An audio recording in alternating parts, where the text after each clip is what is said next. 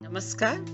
23 जनवरी 2021 को हमने नेताजी सुभाष चंद्र का 125वां दिवस मनाया। नेताजी सुभाष चंद्र के बारे में कहा जाता है, Netaji, a titan amongst national leaders, he will always be remembered by a grateful nation for his indomitable spirit and selfless service to the nation।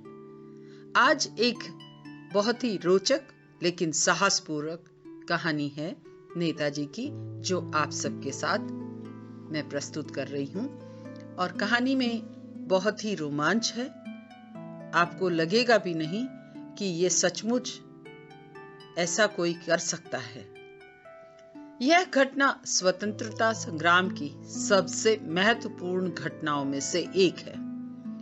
सन 1941 की जनवरी में सारा देश यह जानकर स्तब्ध रह गया कि 24 घंटे ब्रिटिश सीआईडी की निगरानी में रहने वाले सुभाष चंद्र बोस अचानक कहीं गायब हो गए।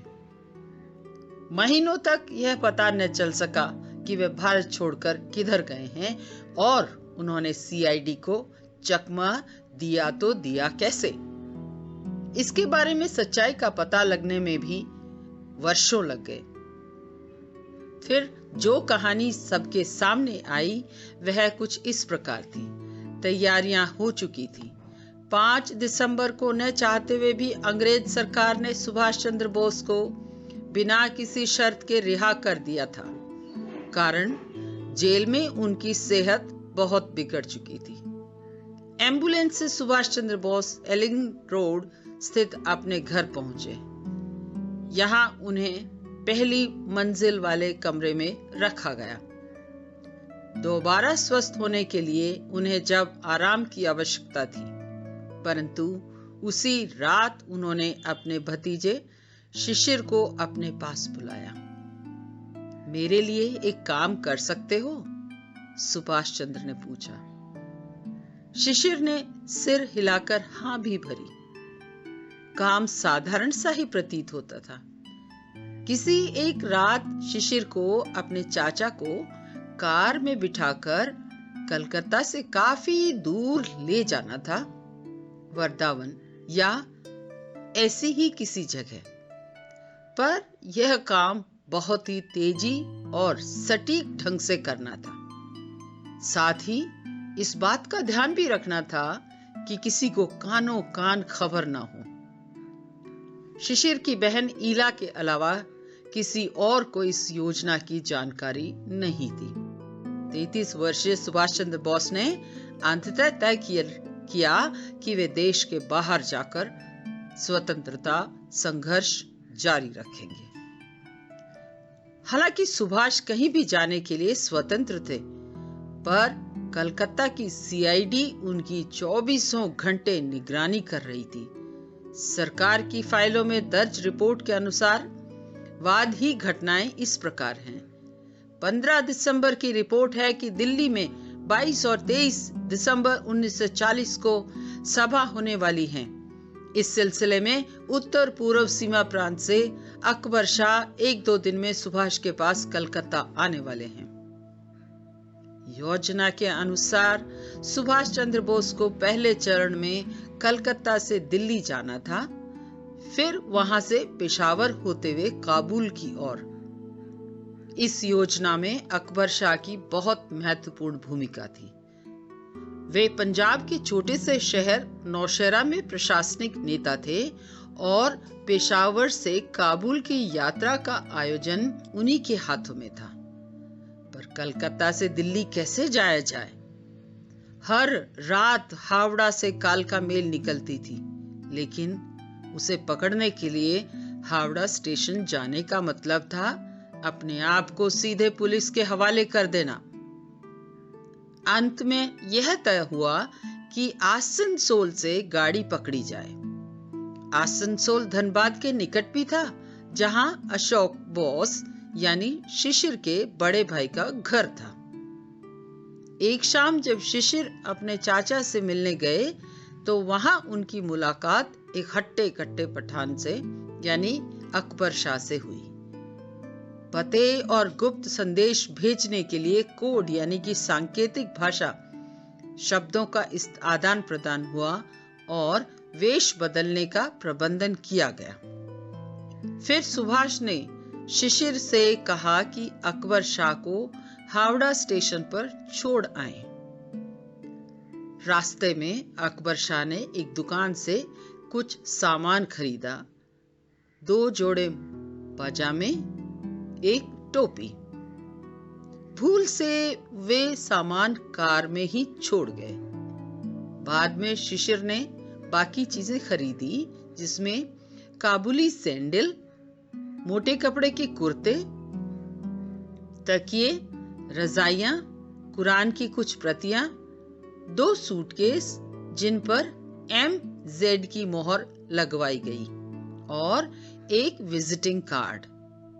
इन सारी सामग्री को घर के अन्य सदस्यों से छिपाकर रख दिया गया।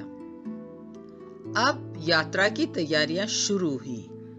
कार को पूरी तरह ओवरहॉल किया गया।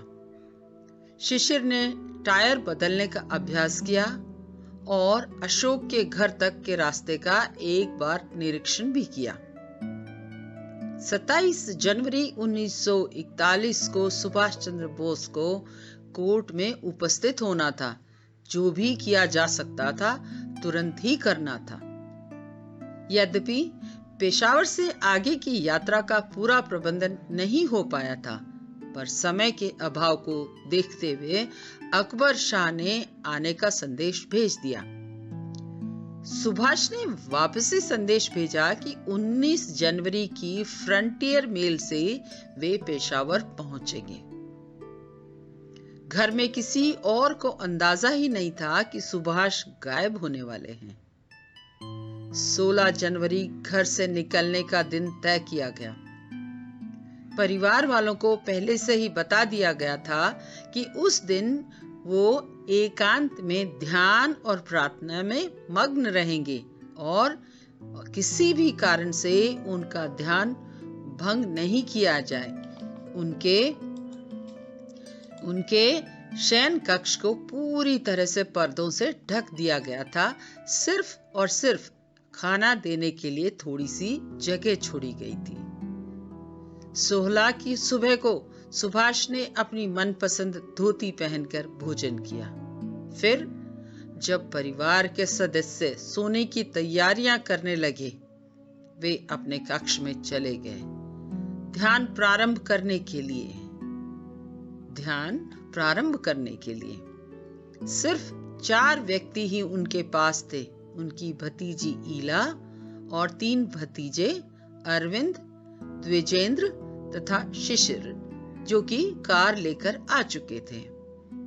घर के अन्य लोग जब निद्रा में डूब रहे थे और सुभाष चंद्र बोस धीरे धीरे MZ बनते जा रहे थे। MZ यानी मोहम्मद जियाउद्दीन चल निरीक्षक, एम्पायर जीवन बीमा कंपनी लिमिटेड, ताकि जिसका पता था सिविल लाइंस जबलपुर। धोती की जगह चौड़ा पजामा, शेरवानी और काली टोपी। अपना चश्मा उतारकर उन्होंने पुराने चलन का चश्मा पहन लिया। रात के 1:30 बजे तक सारी तैयारियां हो चुकी थी और घर के सभी लोग सो चुके थे। सुभाष ने ईला से विदाई ली। फिर वे दबे पांव नीचे कार तक पहुंचे। कुछ ही क्षणों में शिशिर और सुभाष वहां से निकल पड़े। सुबह तक वे बरारी पहुंच गए। शिशिर ने सुभाष को अशोक के घर से लगभग 400 गज की दूरी पर छोड़ा और उसी नाटक को जारी रखा जो CID से बचे रहने के लिए आवश्यक था। फिर सुभाष ने पहले ही घर पहुंचकर शिशिर ने झट अपने भाई को नाटक में उसकी भूमिका के बारे में बता दिया। जब चाचा और भतीजे मिले तो अजनबियों की तरह एक दूसरे के साथ पेश आए।